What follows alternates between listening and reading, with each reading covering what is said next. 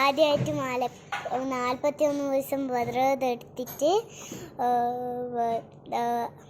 41 ദിവസം വ്രതമെടുത്തിട്ട് മാലയിട്ടിട്ട് അച്ചാച്ചനും അമ്മമ്മേൻ്റെയും ദർശനയും ആളുകളും വെച്ചിട്ട് ശബരിമലയിലോട്ട് യാത്ര ചെയ്ത് ഈ കാണുന്ന വീഡിയോ ആണ്.